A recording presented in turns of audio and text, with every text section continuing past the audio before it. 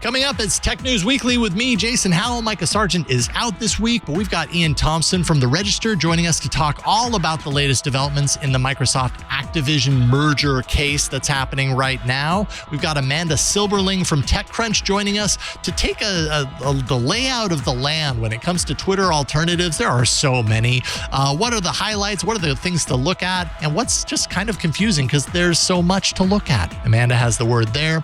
I talk about a study around game preservation and kind of the need for some sort of concerted effort or system, something to retain this rich history in video games because it's falling through our fingers like sands through the hourglass. And finally, I've got a review of the Nothing Phone 2. It's got lots of lights on the back. Does it have anything else? Well, you're going to have to watch the review next on Tech News Weekly. Podcasts you love. From people you trust. This is TWiT. This is Tech News Weekly, episode 294, recorded Thursday, July 13th, 2023, the revolving roundabout of social media. This episode of Tech News Weekly is brought to you by Drata. Security professionals often undergo manual tasks of collecting evidence. With Drata, companies can complete audits, monitor controls, and expand security assurance efforts to scale. Say goodbye to manual evidence collection and hello to automation, all done at Drata speed. Visit drata.com/twit to get a demo and 10% off implementation. And by ExpressVPN. If you don't like big tech tracking you and selling your personal data for profit, it's time to fight back. Protect your online freedom and privacy by visiting expressvpn.com/TNW, and you can get 3 extra months free with a 1-year package. And by ACI Learning. IT skills are outdated in about 18 months. Launch or advance your career today with quality, affordable, entertaining training. Individuals use code TWIT30 for 30% off a standard or premium individual IT Pro membership at go.acilearning.com/twit.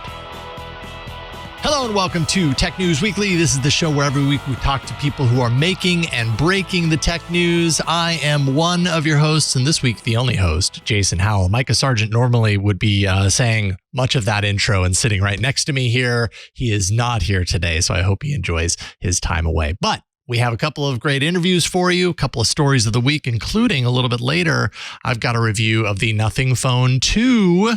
This weird looking device right here, but that's later. Let's get to now and talk a little bit about Microsoft and Activision. This is the merger that I feel like we've been talking about for quite a while now. This past year, it took one step forward to completion earlier this week, and then we realized it's not a done deal yet. So we're going to get to all the reasons why. Let's catch up on the latest with Iain Thomson, who wrote about this for The Register. It's always great to get the chance to talk with you, Iain. Thank you for hopping on. Always great to be around. Yes, it's been quite. It's a constantly changing situation. This is a fascinating case. What looked like, a potential end to the merger has now turned into what's looking like a cage fight. And this isn't the only cage fight that we've had on our horizon. So, I mean, big tech and cage fights. It's a thing right now, apparently. Let's catch everyone up to speed just to kind of start off with. You write about this as possibly the biggest, the largest acquisition in tech history. Tell us a little bit about what that looks like. What makes it the largest? Well, I mean, Microsoft already has a very strong space in the gaming sphere. They have various large titles. The Xbox console system is pretty good, although it's had its ups and downs. What concerned regulators about this was the idea that Microsoft, heaven forfend, might actually, restrict other games from its games from being used on other consoles. Now, that's obviously anti-competitive, and the FTC has taken a slightly more muscular stance of late on competition issues. But Microsoft's argument is that they will certainly allow Call of Duty to be shared for 10 years. Now, that sounds all well and good, but at the same time, will they do restrictions on smaller games within their platform ecosystem? And I think that's really what's worrying regulators. Okay, so now you wrote just a couple of days ago about the news that the judge in this case had struck down a potential stall by the FTC. What exactly did the judge have to say about the merger and her decision to ultimately shoot it down? Which this is a fast-moving case, so we've got other developments coming up. But let's start here. What do you think? Yeah, certainly. I mean, she cast serious doubt on the Harvard professor who argued that this would actually harm competition within the ecosphere. It wasn't her. I think her ruling may also have been influenced by the fact that the EU already agreed to the deal after Microsoft made various commitments in terms of ensuring a fair and level gaming play. Yes, a fair and level playing field. Sorry. There we go. For the platform. So America was kind of the last big holdout. Even China agreed this deal. So I think that may have influenced the decision, but she also didn't basically buy the concept that, this would be anti-competitive. I mean, for many decades now, large mergers of this kind have been put through on the nod. So, it was a worrisome decision in terms of the FTC's policy. And I think, quite frankly, after that verdict, everyone was expecting the FTC to roll over, but that didn't happen. Yes, indeed. It sounds like we have news of the FTC appealing its loss in the case, which, I mean, was that even really that surprising? I wasn't surprised to hear that. What does it mean for the timetable of this decision at this point? Are we now waiting, another handful of months, if not a year? I feel like these cases take a lot longer to happen than they probably should. But is that the case here? What's the reality around this appeal? Well, I think the appeal has actually thrown a bit of a spanner in the works on this one. It isn't going to get sorted out as quickly as many people would have liked. Mm-hmm. The FTC will have to make their case. There'll be another hearing. How long this is going to get held up, I don't know. Generally, with cases that the FTC has dealt with in the past, if they lost the initial case, they would reach a settlement at some point in the future. Now, how soon or how late that comes is very much up to the agency itself. Okay. Now, just taking a step back, I think what strikes me about this is how frequently the game Call of Duty comes up in play, and for some reason in my head, I'm like, wow, such a major thing hinging on a video game, which I realize that's kind of the point here, right? Is the video game industry is huge. Call of Duty as a property, as a video game kind of entity, is a major milestone release. How much of this reversal that we're talking about here hinged on that non-exclusive nature of Call of Duty alone, let alone other games? Because I know you mentioned there are other games that were kind of considered in this, but I feel like everybody's mentioning Call of Duty because it's the behemoth in the room. Like, I don't know. It's just interesting to me that such a major case hinges on the success of a single game. Is that actually the case? Well, I mean, I understand totally. I mean, it's everything focused on Call of Duty, and the number of potential headlines about headshots and that sort of thing to the case were very, very tempting. It's a natural thing that people will focus on the Call of Duty is a huge franchise. Huge. Many people have grown up. They're now teaching their kids how to play it. So. At the same time, it is kind of a distraction, though. So basically, what they've agreed to do is share Call of Duty and, within that franchise with other platforms. The devil is in the details, however. Going through, that may not apply to smaller game franchises, which are controlled or created by Activision Blizzard. So it's very much sort of, let's go through the contract details on this. Whether or not the EU has done a good enough job, they went for the Call of Duty thing again, but there are some things to be delved into on that front. We'll see how that works out. Yeah. And you also mentioned earlier, the resistance that Microsoft was facing in the UK. You actually told me kind of pre-show you spoke with the UK regulators about this. Kind of what were you able to glean from those conversations as far as how this case, how it's happening here in the US might have impacts outside of the United States? Well, once again, Brexit Island is going it alone. Basically now, the FTC appeal will give them some hope, but the UK had been standing out about this. Yes, I spoke to somebody from the Competition Authority. The word unofficially is that they are in negotiations.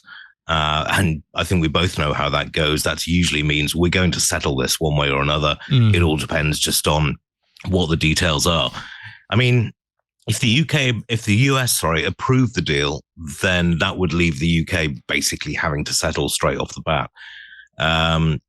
If the FTC's appeal works, however, that could put some spine into the UK when it comes to competition on this area. Now, as I say, from the conversation I had, it's looking like they're going to settle, but never can tell. Never can tell. And I think finally, I wanted to put a little bit of a spotlight on Lena Khan from the FTC. Cases like these are putting her strategy front and center. She, it's no question that she's, has the bigger technology companies kind of on her radar. Definitely has a plan to kind of temper the heat, I suppose, that these companies are able to deliver right now in the marketplace. How would you rate her effectiveness right now when you take a look at kind of how this case is going, how some of her other efforts are going right now? What are your thoughts there? Okay, now I operate under UK libel laws as a British person, so I'll be fairly circumspect. Yes, she was hired specifically as someone who was seen as bringing more free market competition and avoiding monopolization. In terms of effectiveness, 2 out of 5 so far. I recognize the wheels of government move very slowly, but we haven't seen anything that you could call a major win so far if she's actually looking to broaden out market competition. And I do think that's important. Monopolization, oligopolies do not help spur innovation or lower costs. So the FTC has a valid role to play there. She's certainly talked a mean game so far, but in terms of effectiveness, not really that good. Yeah. Well, Iain, it's always a pleasure to get the chance to talk to you. I actually got to see you in person a couple of weeks ago, so that was amazing. I love getting you on the show, so thank you so much for sharing your time and your thoughts with the Tech News Weekly folks. Really appreciate you. If people want to find you, of course, theregister.com now. If people want to find you online, where can they find you? Well, still on Twitter and a sort of last helicopter out of Saigon phase. Sure. But actually taking a break from social media has been rather helpful in some regards. Yeah. In the meantime, you can always find me on the register. Right on. Well, thank you, Iain. It's a pleasure. We'll talk to you soon. Appreciate you. Speak to you soon, mate. All Cheers. Right. Take care. All right. Coming up, we have, speaking of social media, we've got kind of a look at the many alternatives to Twitter. There are just so many coming out. Of course, we have Threads that happened last week that kind of, I don't know if it took people by surprise, but a lot of people are very interested in it. I've certainly been active on it. We've got Amanda Silberling from TechCrunch joining us because she's had her hands in a lot of these different avenues. And so she's going to kind of break them down a little bit for us. And we can kind of see what is the state of the union when it comes to Twitter alternatives. That's coming up. But first, this episode of Tech News Weekly is brought to you by Drata. Is your organization finding it difficult to collect manual evidence and achieve continuous compliance as it's growing, as it's scaling? Well, as a leader in cloud compliance software by G2, Drata streamlines your SOC 2, your ISO 27001, your PCI DSS, GDPR, HIPAA, all the other acronyms you can think of, and other compliance frameworks, providing 24-hour continuous control monitoring so you can focus on scaling securely. There's a suite of more than 75 integrations within Drata. Easily integrates, by the way, through applications such as AWS, Azure, GitHub, Okta, Cloudflare. Countless security professionals from companies including Lemonade, Notion, and Bamboo HR have actually shared how crucial it's been to have Drata as a trusted partner in the compliance process. So you can expand security assurance efforts using the Drata platform. That's one key feature there. That allows companies to see all of their controls and easily map them to compliance frameworks, and that'll give them immediate insight into framework overlap. Drata's automated dynamic policy templates support companies new to compliance using integrated security awareness training programs, also automated reminders that ensure smooth employee onboarding. As the only player in the industry to build on a private database architecture, your data can never be accessed by anyone outside of your organization. All customers receive a team of compliance experts. That includes a designated customer success manager. And Drata's team of former auditors has conducted more than 500 audits. So your Drata team keeps you on track. They know what they're doing to ensure that there are no surprises, no barriers to your business. Plus, Drata's pre-audit calls prepare you for when your audits actually begin. And Drata's Audit Hub is the solution to faster, more efficient audits. You can save hours of back and forth communication, never miss crucial evidence. You can share that documentation instantly.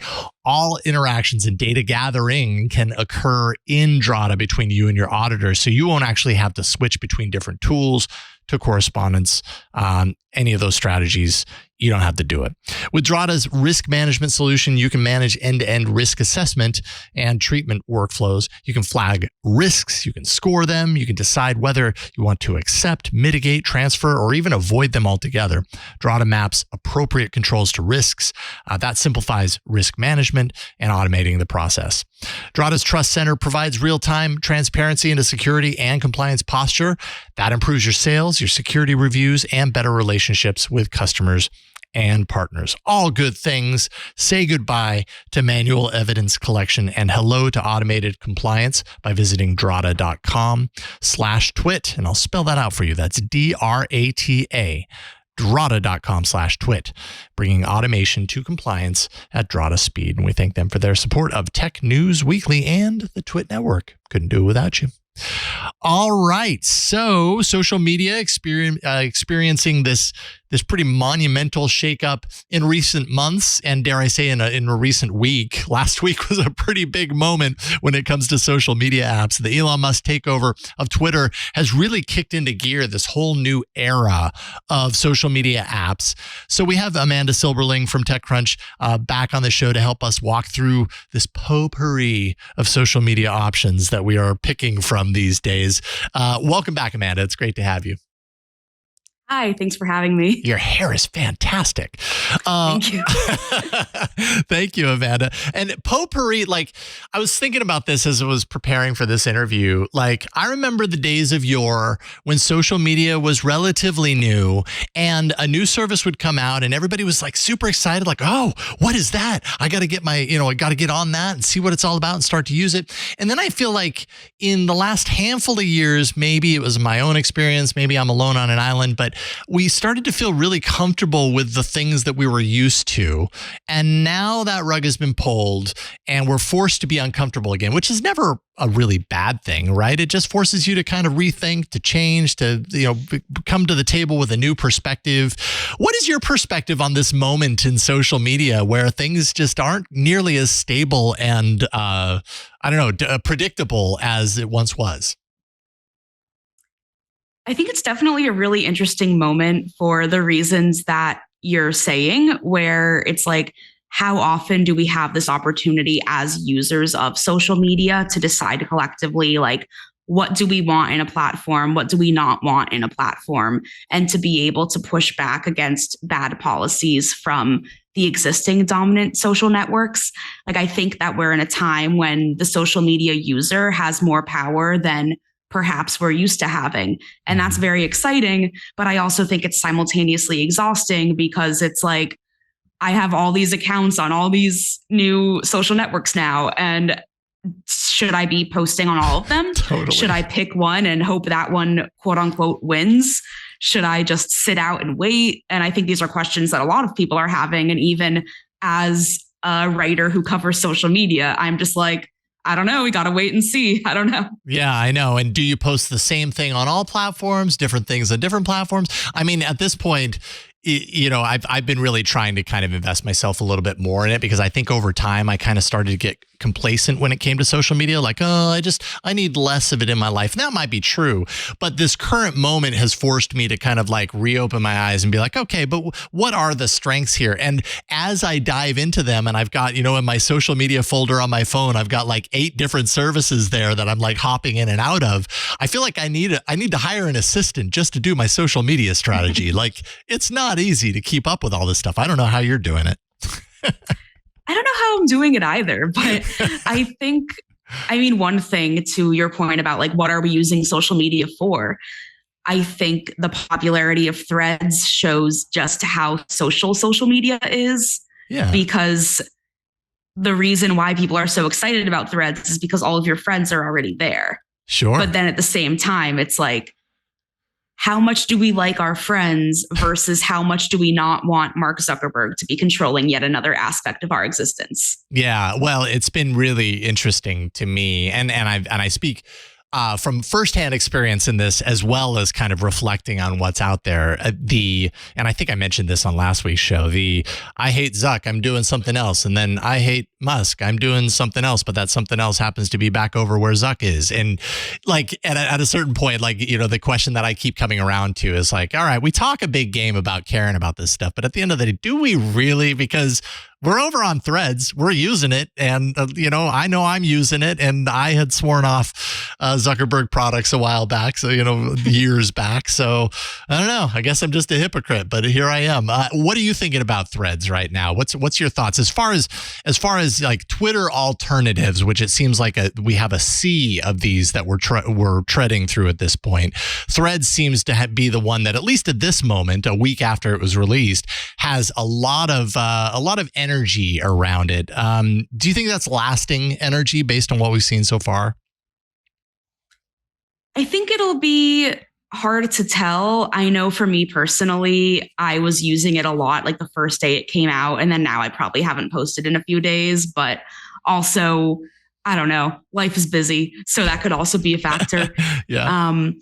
I don't know. I think maybe people do like their friends more than they hate Zuck, which is maybe good for society and bad for diversifying technology. Yeah, no question.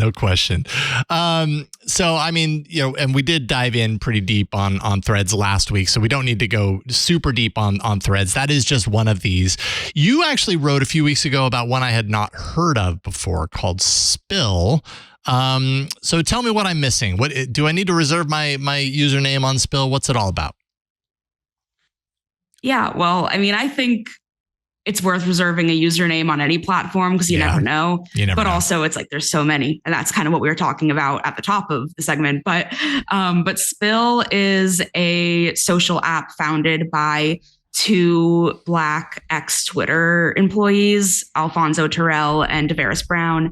And they are trying to build something that really emphasizes the fact that a lot of the time it's Black people and queer people that are driving culture and like creating all of the new memes. And you think about something like Black Twitter, which refers to just like the community of Black people on Twitter and how much of internet culture has come out of that community that like a lot of people who aren't part of Black Twitter like don't know about. And so as people who used to work at Twitter, who understand the experience of being Black people on social media, they're trying to make Spill a place that caters to the culture makers from the get-go, rather than like just making a platform that first all the tech bros join and then later other people find it and kind of like reverse engineer it to make like actual culture happen on there. But I think with all of these apps, the issue is that people don't know like which one is going to take off. And I think all of these teams are like Spill doesn't have a very big team. Like I think they still have less than 20 people. I think Blue Sky still has a pretty small team. So it's like really challenging for these people to be working so hard to make something so quickly. And so of course these apps are going to like have issues, but I do think that Spillin is an example of people capitalizing on something that is missing from social media. And I think that for a lot of Black people and other people that are traditionally marginalized on social media, it's really exciting to have the opportunity to be on a platform that was built with them from the get-go in mind rather than as an afterthought. Oh, that's fantastic. Right on. I did put my name on the wait list for that. So you can't go right in. You do have to kind of sign up for the wait list to be notified about more. So thank you for that. Now, you mentioned Blue Sky. I realize that there's T2, which we'll talk about in a second, which I have given zero attention. Blue Sky I've given a little bit more, but not a whole lot more. Yet it seems like I've certainly talked to people who they're like that's it for them. They're like, oh yeah, Blue Sky. That's where I'm putting my weight. That's where I'm putting my attention, my time into Blue Sky. Right now only has limited invites. And I'm kind of curious, especially when we compare this to Threads and what Threads was able to do. Threads really leveraged the Instagram network in order to give you instant follower count, essentially, and an instant base of people to be talking to and to be hearing from. Blue Sky is kind of like the opposite. It didn't leverage anything. It's actually throttling back anyone's ability to jump in there. You got to kind of wait for an invite. Thankfully, I'm thankful that I have an account and I've been able to give it a few invites out. But what's taken Blue Sky so long to kind of get this going? And by comparison with what Threads was able to do, was that not an effective strategy when you put them side by side? Yeah, well, I guess a big difference is that Meta has a massive staff despite laying off 20,000 people. That's another story. Mm-hmm. And then Blue Sky is so small, so it's going to take Blue Sky a lot more time to do things. I think another main difference is that Blue Sky is trying to be federated like Mastodon, meaning that people can use the underlying technology to make their own servers. And I think I like Blue Sky as of now. I've had a good time on it. I'm a big proponent of calling Blue Sky posts skeets. That is my personal social movement of choice at the moment. But I do think that I am personally worried on both Mastodon and Blue Sky about, I love the idea of decentralized social media in theory, but does this enable people to have an easier time making Nazi servers or something? Mm-hmm. And I feel like we don't talk about the fact that even Truth Social, Trump's social media app, was built on Mastodon. Mm-hmm. And right. I don't know. I mean, I think these technologies try to be apolitical, but at the same time, it's I'm sure there's a lot more Nazi discussion happening on Truth Social than other apps. And I think it is tricky to figure out how do you give users agency to set their own content moderation rules and community guidelines within their own communities, but then also be hey, maybe we shouldn't have a Nazi server. Yeah. Hey, big idea there. Okay, so let's dive into T2 a little bit, because I am super curious about this. This is one of those that keeps being thrown around. I can't help it. I'm a child of the 80s and 90s, so every time I hear it, I think Arnold Schwarzenegger. I don't think social media. What is the deal with T2? Am I actually missing out on anything? And it also, I'll just add on to that. It seems like a lot of these alternatives hinge on a particular thing, or a particular community of sorts. I think Blue Sky actually has, a very dedicated community. And I think a lot of my professional peers swear by it for some reason, versus the broader public, everybody, that friends and family hopping in there. What is T2's thing, if you had to summarize it? I feel like T2 is a lot of tech people. It's still pretty small. I think Blue Sky, it's a small staff making an app, and they don't want to onboard too many people too quickly, and then just that'll get out of control. I haven't used T2 a ton, but I'm weirdly one of the most followed people on T2. No kidding, really? I don't know why. I don't even have that many followers. It's just that they don't have that many users. Okay. But I guess like for some reason in their algorithm, I was one of the accounts that people get recommended to follow when they log in.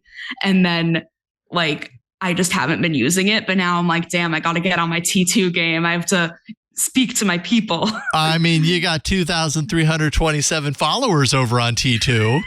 That's yeah, but I think there's like 10,000 users though. So, okay. That's the opposite side. So T2 is a much more limited audience than it sounds like. Maybe not missing out too much over there. I also think they're still going to name themselves something different. I think T2 was a placeholder for like Twitter too. Oh, okay. But I don't know. I mean, it's still so early and still so hard to tell, like, once T2 opens to the public, will people be like, hey, this is cool? Or will they be like, none of my friends are here? I mean, the risk right now is that the pool is becoming more and more diluted, that it's hard as a user to really know, I guess touching back at the very beginning of our conversation, it's hard to know as a user which of these services is even worth the time. The only way you really understand that is to get in there and to use it. But I mean, when we've got 10, 20 different services that have all come out purporting to be, maybe not in direct terms, but essentially saying we are the alternative to Twitter that you're looking for. I mean, it's really impossible to know where to have the time and to know where to invest that time into. Yeah, and I think maybe this is making us question, do we want everyone we know to be on one platform? Like, good is question. it maybe better to be like on Blue Sky, I'm going to talk about tech, on Threads, I'm going to talk about like my weaving and my personal hobbies. But I also think that part of what makes social media interesting is that if you go like on my Twitter, you will see me tweeting about tech. You will also see me tweeting about like whatever stupid jokes I come up with that have nothing to do with tech. Mm-hmm. And I do think that I like the idea of social media helping us humanize ourselves outside of like our LinkedIn personas, which, I mean, I don't know, people are using LinkedIn more too, but like, I still just see LinkedIn as being people that are like, this child wanted to build a company and now that child is Mark Zuckerberg, and just like very dramatic, like crafting, I don't know if this makes sense, but there's like a cadence and like a craft to the LinkedIn post. That's very weird to me. Yeah. Understood. I don't spend much time on LinkedIn at all. And I fully recognize like it's been around forever and there's a lot of people that swear by it. So, hey, you do what works for you. In kind of retrospect, looking at all these different services, I think the thing that I'm always curious about is what are they doing that's different from the rest? Like when we look at Threads, I mean, I guess the thing that Threads did right is what we already said. They leveraged the Instagram followers in order to make it an instant hit, essentially. But we are only a week into the great Threads experiment, whatever you want to call it. But it's felt sticky so far. It seems like there's still a lot of engagement and everything like that. What is a Threads doing aside from that onboarding win that they had that's different from the rest? Or if there's another service that's really doing something that you're like, you know what, this is what I want out of my replacement or my next social media network. Like, are any of them doing something that you're like, okay, game changer? Well, right now Threads has no ads, so I think that's great. Nice. However, maybe the ads are actually the fact that there isn't actually a feed where you can see who you're following. And so no matter what, like I'm going to go on Threads and I'm going to see like Wendy's posting, which I don't follow Wendy's. I don't need to know what they're posting about, but Threads thinks I do. But as of right now, it's so early that we aren't seeing sponsored posts, and it feels like such a breath of fresh air, even if I am randomly seeing posts from Wendy's. Mm-hmm. But I don't know. Mark Zuckerberg really wants me to know about like chicken nuggets or something. Yeah. But I also think Threads, I don't know. I mean, they seem to be emphasizing creators very strongly, like in the same way that Instagram emphasizes creators.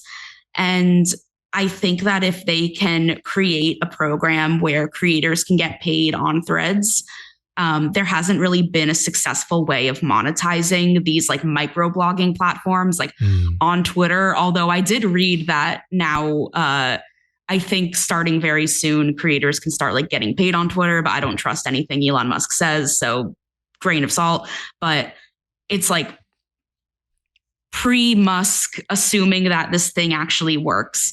If you have 100,000 followers on Twitter, that gets you $0 in real life.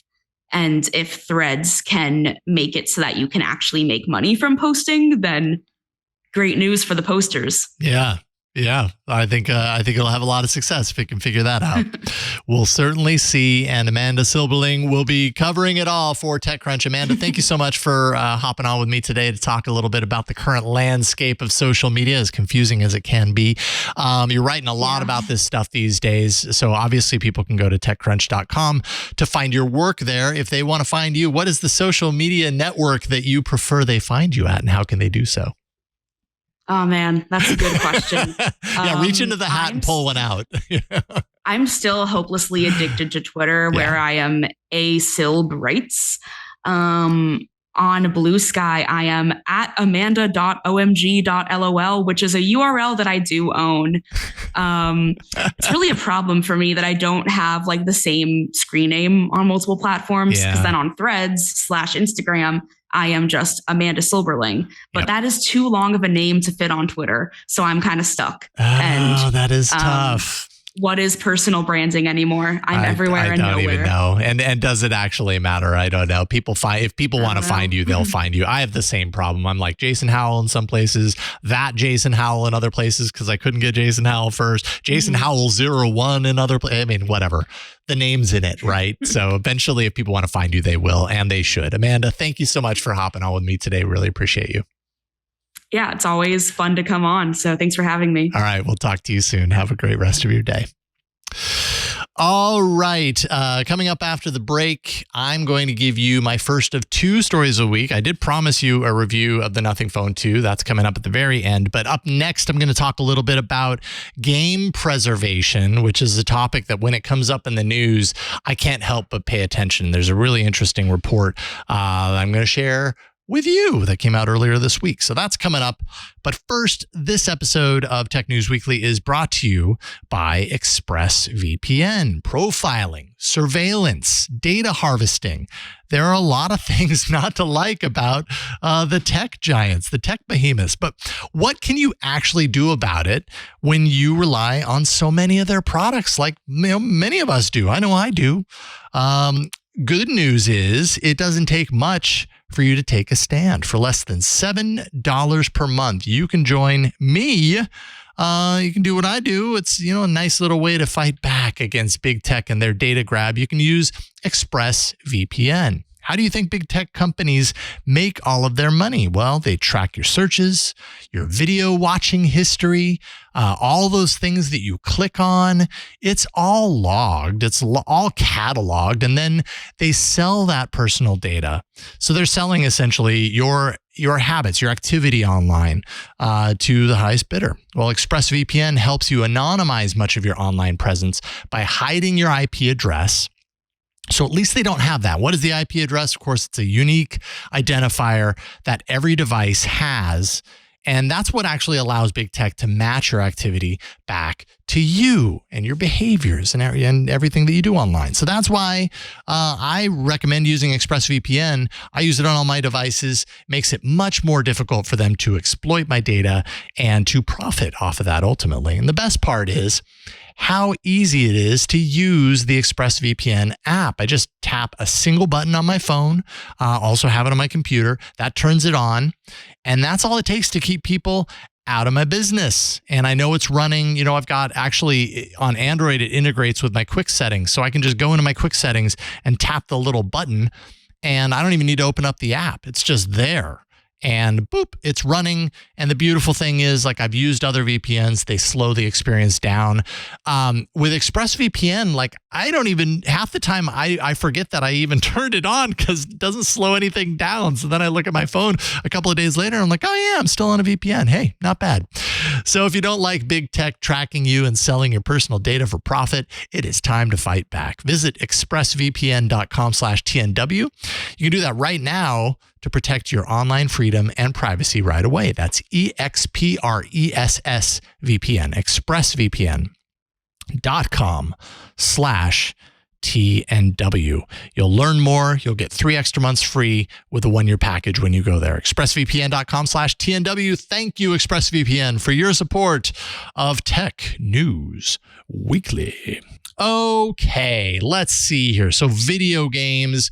Anyone who's seen me on this network talk about video games, you know I have a deep love for my video game, my very first video game platform. It wasn't the NES, it was the Commodore 64. And so I actually have at home, I had this Commodore, I think it was called the Commodore 64 Mini. It's called the C64. They have a mini version, but I have the full size. Employee here at TWiT, Russell Tammany, bought it for me for Christmas a couple of years ago. It was a total surprise, and I love that thing. It has, basically, I've put onto it many of my old Commodore 64 games, but it also ships with some. Anyways, case in point, I'm a nerd when it comes to this stuff. I love the nostalgic factor of re-experiencing some of these games, that I experienced when I was a kid. And when we're talking about preservation, I would say I fall very deeply in the nostalgia holic category, right? I just love to revisit those things. There's a part of me that feels like if I don't do enough to preserve that history, to preserve my memories around that, then they will someday fade away into nothingness. And so when we're talking about things like preservation, when it comes to video games and other art forms, and so preservation is like a core philosophy. Without preservation of art, right, we could not study the great artists of the world. Not to mention billionaires. What would they trade for fun and profit? But when you take a look at other things that we want to collect to preserve history, there's audio history, much of it digitized and preserved that way as a result, right? Like digitized into an audio file, stored, and at least it exists somewhere. Well, when you take a look at like pre-World War I audio recordings, silent era films, those kinds of things, pre-World War II recordings, only about 10% of what existed back then has been preserved. And that was like, that was a century ago, right? So it's really unfortunate to know that this rich history of things has been lost to the seeds of time. And that's primarily because probably at the time, they didn't think about preservation of those things. They didn't think about what it would be like 100 years later to either have or not have access to that stuff. When you're talking about another form of art that falls significantly behind in this realm, that would be, of course, video games. I consider video games to be an art form, which has always totally, by the way, baffled me, because when you think about the global video game market, just in 2022 alone, generated $220 billion. Compare that to the film industry. Global film industry in 2022 saw $77 billion in revenue.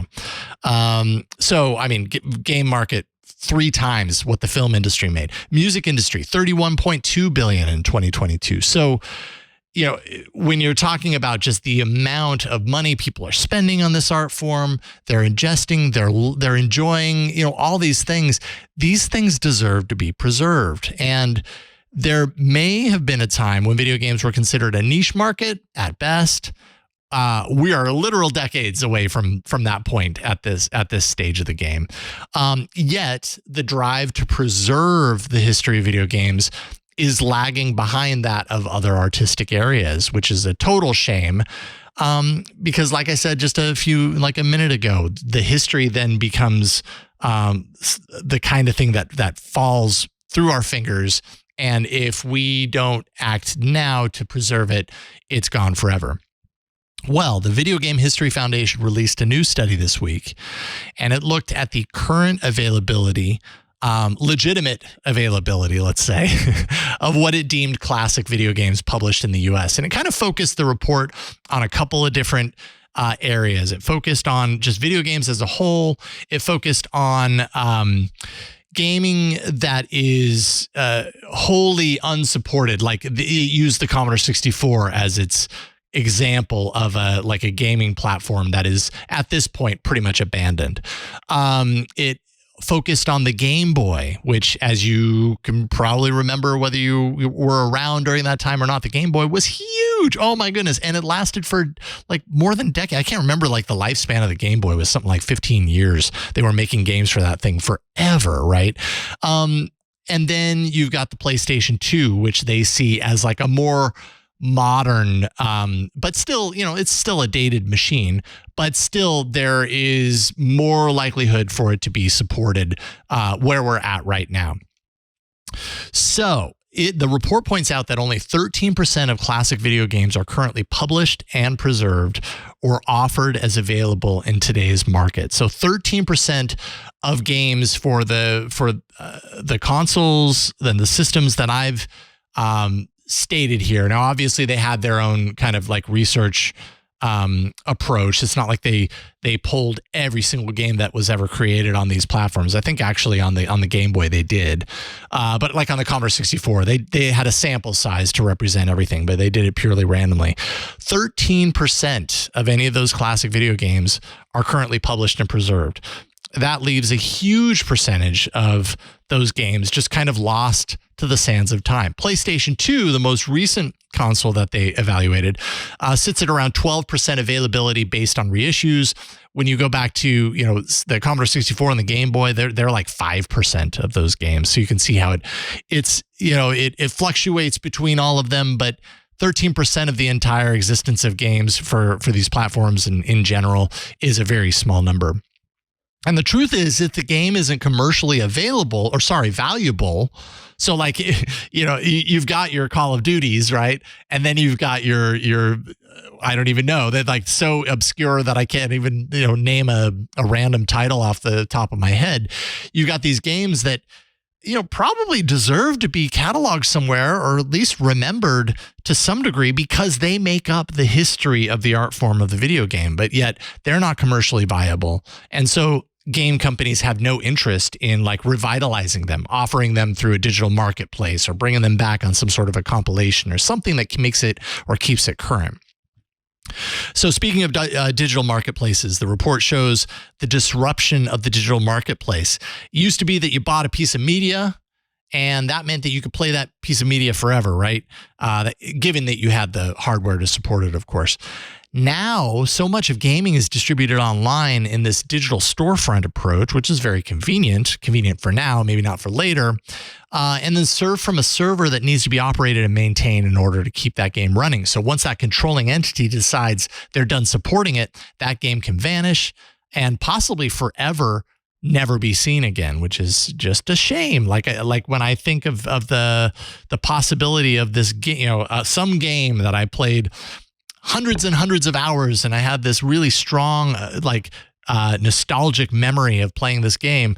And the thought that like at some point that is just going to be like gone, like that, the enjoyment that I experienced, it's a memory. And I mean, some people might be okay with letting that go. But, like I said, I'm a nostalgiaholic. I like to hold on to these things. I like to re-experience them. And it's just kind of a shame that would happen. It's not just a matter of technical issues either. Licensing becomes a huge hurdle over time. And this, time and time again, I think this is really just a big hindrance. We've got GoldenEye 007 as one example. That took almost 2 decades to finally get its reissue that happened earlier this year. It did come out on Xbox and Nintendo, and that is a really great example of how rights holders were able to work together to make that happen. And GoldenEye is just, when you're talking about the history of video games, a pivotal release because it was such an important milestone for first-person shooter games. It really kicked off this trend, and those games are an insane hit to this day. But that's one game, one very successful commercially viable game. There was a reason to bring it back, and yay, it's back. But that it's not always that easy. If a game's owned by many different entities and they all can't agree on who owns the rights to the reissue, that game is dead in the water, and who knows if it ever gets re-released. So it's a really interesting report. It calls on the industry, which, by the way, it notes, this is not a problem isolated to one game maker. This is an industry-wide problem, but it calls on the industry to acknowledge that this problem and need exists, to acknowledge that there are ways to solve it, and though the needs of a company to make money don't necessarily align with the needs of researchers to study and preserve the history of these games, like there needs to be some thought or orchestration around how we preserve these things. Because, it seems like the easiest way to do this is through piracy, the MAME exists as a thing. There's a lot of people online trading, the ROMs for these old dead systems. And to a large degree, it seems like that's the only way to kind of continue to keep that legacy going, to keep it existing in some way, shape, or form, because not everybody's going to have access to the old hardware. Do they go into a library? Are libraries suddenly the place that you go to experience these old games? And meanwhile, a lot of these old games take tens or hundreds of hours to solve. Like, that doesn't seem very tenable. I don't know what the solution is. I just know that, like, if we flash forward 100 years from now, and the way games are gaming as an art form is so based on current architecture, current hardware, and often, right now, very, very often, that server in the cloud that is on and dedicated to this particular thing, like, that stuff's just not going to survive the test of time. Over time, that stuff fades away. And when I think about how that could apply, take that and apply it to other artistic avenues, and just the sheer amount of lost stuff in the gaming realm that we run the risk of losing forever. It just seems like a total shame that an industry this successful could have that kind of dotted history to look back on, for researchers somewhere down the line to be able to look back and actually, be able to kind of comb through the evidence and understand the history of it all. So I don't know. Reports like this get my mind working and hope for some sort of a better scenario than what we have now. But it's definitely very interesting and worth your time to read through. If you go to gamehistory.org/study-explainer, they've got a little, and I think they called it the Game Availability Study Explained. You can kind of read a little bit about it. It links to the report, and the report is very interesting to read through. So check it out for yourself. All right, coming up, I'm going to review the Nothing Phone 2, which I've been using for the last couple of weeks here. So we're going to get to that in a moment. But first, let's take a moment to thank the sponsor of this episode of TNW, of Tech News Weekly, and that is ACI Learning. Our listeners, of course, know the name IT Pro, one of our trusted sponsors for the last decade. IT Pro was with us for so very long. As part of ACI Learning, IT Pro has elevated their highly entertaining, bingeable short-form content with over 7,200 hours to choose from, and new episodes added daily. ACI Learning provides world-class service, from assisting you in choosing which learning path suits you best, all the way through helping you find the right career opportunity. So you can fortify your experience, your expertise, with access to self-paced IT training videos. You can get interactive practice labs, certification practice tests. It's not just watching passively, you're involved. Felipe B. shares his recent success story with ACI Learning's amazing edutainers. Said, Wes is an awesome instructor, passed my 220 1101 on July 4th on the first try. He says, I come from a PR background, so not much knowledge in IT. So far, I love it. He manages to explain concepts in a way you understand it very well. Eager to start 220 1102 now. Nice going, Felipe. Don't miss ACI Learning's practice labs. That's where you can test and experiment before deploying new apps or updates without compromising your live system. And by the way, MSPs love it. You can retake practice IT certification tests so you're confident when you sit for the actual exam. That's super important. ACI Learning brings you IT practice exam questions from Microsoft, CompTIA, EC Council, PMI, and many more. And you can access every vendor and skill that you need to advance your IT career in one place. It's all there. ACI Learning is the only official video training for CompTIA, Microsoft IT training, Cisco training, Linux training, Apple training, security, cloud, and more. It's all there for you. Your personal account manager will be with you every step of the way just to make sure that you're getting exactly what you need to be successful in your field. And you can learn IT, you can pass your certs, and hopefully you can ultimately get your dream job. How's that?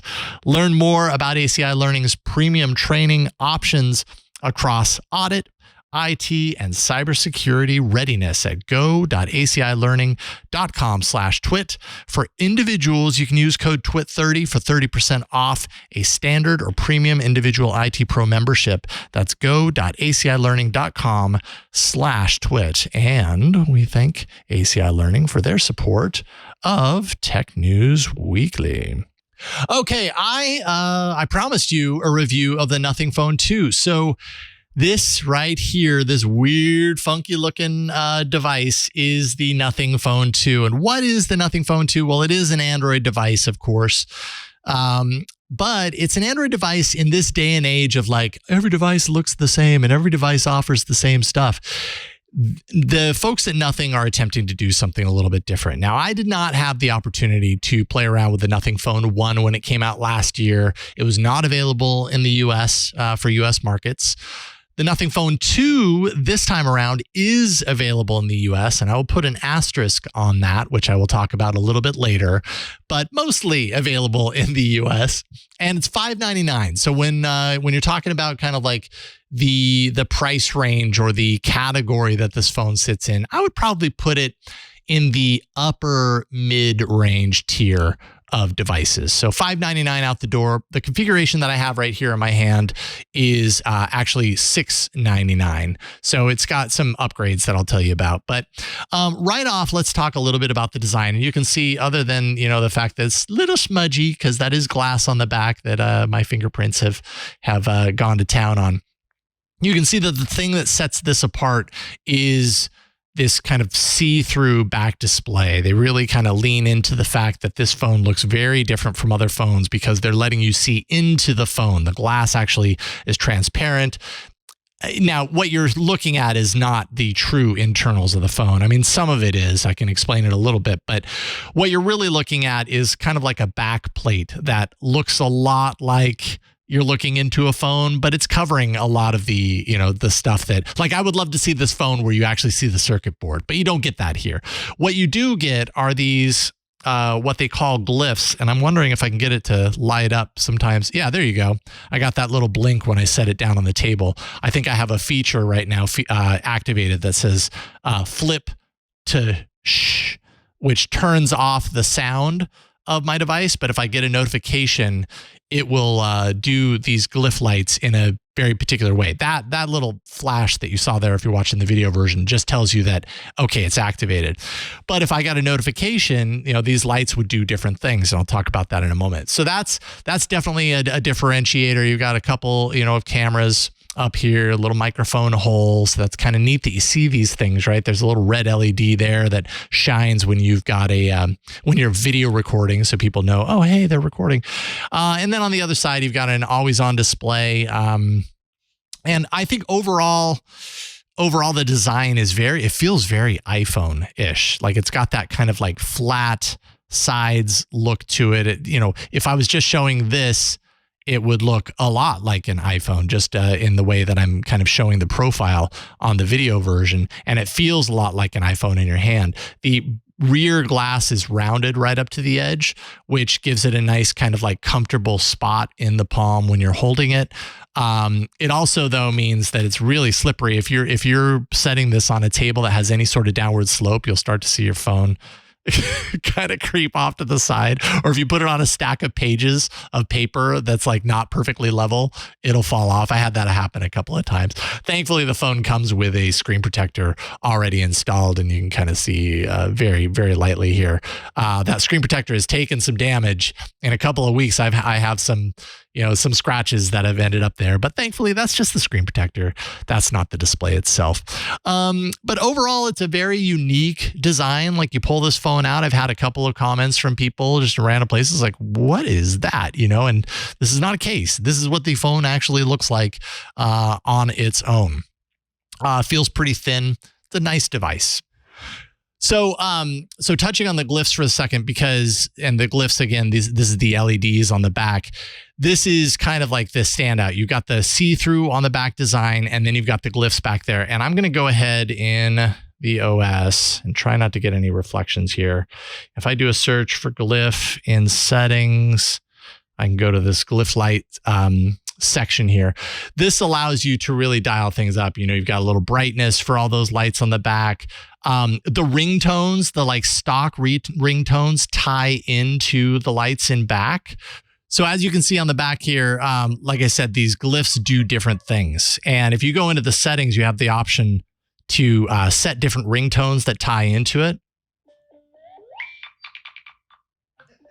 And, it kind of has like a R2-D2 feel to it, which can get really annoying over time. But you can kind of see, the dynamic of all of these different lights and what they can do. I'm going to go ahead and silence these things so they don't happen when I don't want them to. But in those settings areas, you also have the ability, like I said earlier, that flip to glyph.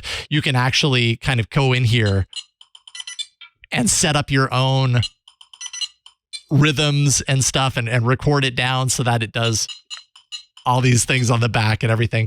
And when this is happening, by the way, I'm also getting a little bit of that haptic kind of kickback that kind of, improves the experience, I guess, a little bit. Now, is any of this, and you can also set apps. So I can go in here and I can say, if I get a notification from a chat app, I want these glyphs to do this thing or that. That way, if it's set down on a table, I might not even hear it. It might be silenced, but if a certain light comes on, I will know, that's a message from my wife. I need to check that sort of thing. And then there are also third-party integrations. So I think the only third-party integration they have right now is with Uber. They're hoping that others will build it out. But if you're waiting for an Uber, the light on the back will show you the progress. All of this is to say it's interesting, not necessarily essential. Like none of this is like, oh my goodness, how did I ever live without it? But it's a neat little differentiator, so I'll give it that. So that's the glyph kind of rundown, which I'd say is the really strong differentiator for the Nothing Phone 2.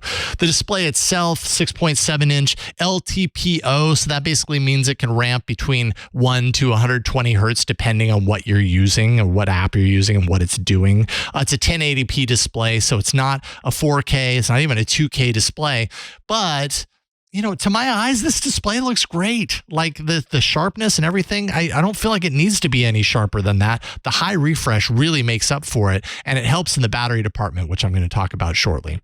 But all is to say, the display is great. It's a flat display. It's not curved on the sides. The fingerprint sensor is a little low on the device for my preference. I like it to be more like kind of in that region instead of like right near the chin area. But I mean, it works without fail for me 90% of the time. And the always on display that is activated, as a part of the OLED display that we have on board here is really nice. You can actually put widgets on your lock screen and everything too, if you like, but I didn't really do that much. Inside, Snapdragon 8 Plus Gen 1 processor.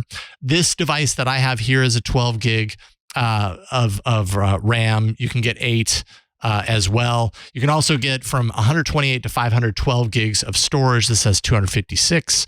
Now, this is last year's system on a chip. The Snapdragon 8 Plus Gen 1 is from last year. It's the same processor that you're going to find on the Z Fold, the latest Z Fold from Samsung.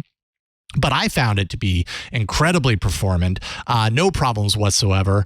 I don't see this as a downside at all, other than, potentially you're losing a year of kind of longevity out of it. But right now, like out of the gate in 2023, this thing performs as good as, pretty much any phone that I'm using right now. So I did, however, find a slowdown in the camera app, and I don't know if it'll do it. But when I really wanted to when I had someone in place and I wanted to tap like 2 or 3, you can see how it I don't know, it kind of gets confused, or it's not able to always keep up with all those taps. Right now it is. It's almost like it worked through whatever problem it had, and now it's having a okay time keeping up. But I experienced that on more than a few occasions, a little bit of a slowdown, almost like it had to ramp up in the camera. But speaking of the camera, you have two 50 megapixel cameras on the back. You have the main and you have the wide. I did include some photo samples for if you're watching the video version of this review. And I would say in general, especially like with ample light, things look pretty sharp. Kind of zooming in on some of the detail and everything. I was pretty happy with the pictures that came out of this. Low light, I had mixed results. Some of these pictures might look familiar because they're here in the studio, but that's, that looks maybe a little washed out, but it looks pretty nice. Get some close-ups, see some clarity. I'd say overall that I was pretty happy with the camera in most good light situations. If it's a darker lighting situation, it was very hit or miss, but there you go. And then as far as the software is concerned, what you're seeing here looks more like a standard Android OS. They're doing something they call Nothing OS 2.0. It's based on Android 13. So everything looks, more or less pretty similar. You can obviously see like little touches like the Wi-Fi or the connectivity button and the Bluetooth button are large versus being, kind of these small kind of quick setting areas like they are on a standard Android OS. Nothing OS really, leans into the widgets. I only really have a couple up here. When you're setting up the Nothing phone, it gives you the option between your standard layout, which is kind of what I have, and then the Nothing OS version, which monochromes everything. So all of your icons get simpler, they get more monochrome. And I tried that, but I couldn't last with it because not all of the icons monochromed, and my eyes just can't deal with the half monochrome, half normal color. It just looks so sloppy to me. So I was like, if this is the default for all app icons, I'm just going to go with it. Otherwise, everything would have looked a lot more like these 2 buttons that you see up at the top if you're watching the video version. But yeah, kind of, I'd say overall a pretty bug-free experience. You get updates for 3 years on the OS level. Security updates 4 years. Doesn't quite match what you get from the Pixel or the Galaxy lineups. You also get a different cadence. I think you get a bi-monthly update on this phone versus like an every month if you get a Pixel. So it's not horrible, but it's not top of the line. But again, this is an upper mid-range device. Now, finally, we've got the battery, 4,700 milliamp hour battery. You get 45 watts charging if you're plugged in, 15 watts charging if you're wireless, and you got your wireless charging coil back here. And then you also have a 5 watts reverse charging. So if you wanted to charge another device, you could do that. It's pretty slow. It's 5 watts to do that. I had zero battery anxiety with this device. As you can see right now, like it's 12:13. I woke up at 5 this morning and I'm at 84%. This thing's been off the charger since then. I've definitely been using it this morning for a number of things, including navigation. And I'm only at 84%. I feel like the battery is one of the strong features here. And I do think that 1080p display helps with that. It's not driving, this 4K display and wasting a lot of battery along the way. So overall, I'd say, like I said, this is an upper mid-range device. Competes very competently, I'd say, with the kind of entry-level Pixel 7 in many ways. But again, it's hard for a newcomer to match all of the benefits of getting something that's more established like a Pixel 7. You might be spending about the same or actually saving some money to go with the Nothing. But, with the Pixel, you're guaranteed to get great pictures every time. You're guaranteed to get that longer update cycle and cadence. There's just some things that something like a Pixel or a Galaxy can offer that a newcomer out of the gate isn't going to be able to quite offer unless you really love the fact that the design is very, very different and very unique. Not to mention, like I alluded to at the very beginning of this review, it's available in the US, but with an asterisk. And what I mean by that is T-Mobile and AT&T. Yes, you can buy this on Nothing's store online and use it on those networks. I'm using it on Mint Mobile, which is an MVNO of T-Mobile and a sponsor of this network. But you can't use this on Verizon. It doesn't have all the antennas to work with the Verizon network. So that's going to limit it a little bit as well. But at the end of the day, it's a solid upper mid-range candy bar phone with a unique LED spin on the back. That's the Nothing Phone 2. And that is my review. So we've reached the end of this episode of Tech News Weekly. Thank you so much for watching and listening as you do each and every week. We could not do it without you. Go to twit.tv/TNW. Subscribe to this show. That is the most important thing that you can do. If you're outside of the club, that's the most important thing you can do. twit.tv/TNW to subscribe.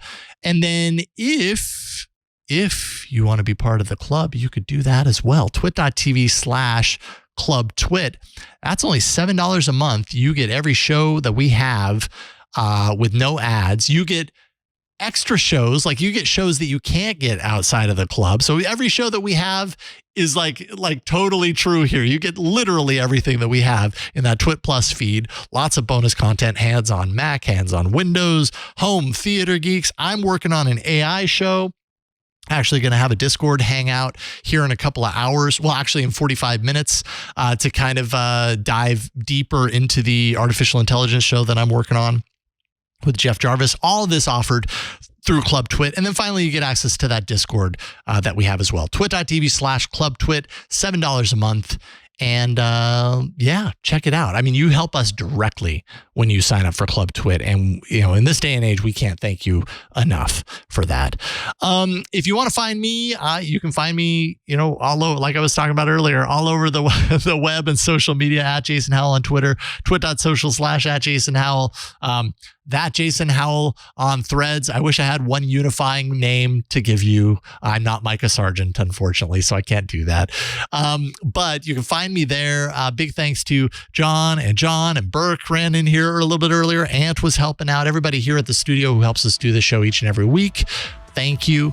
And thanks to you for watching and listening. We'll have Micah hopefully sitting right next to me right here next week when we have another episode of Tech News Weekly. Have a great weekend, everybody. Bye.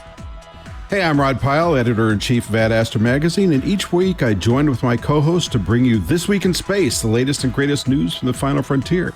We talk to NASA chiefs, space scientists, engineers, educators, and artists, and sometimes we just shoot the breeze over what's hot and what's not in space, books, and TV. And we do it all for you, our fellow true believers. So whether you're an armchair adventurer or waiting for your turn to grab a slot in Elon's Mars rocket, join us on This Week in Space and be part of the greatest adventure of all time.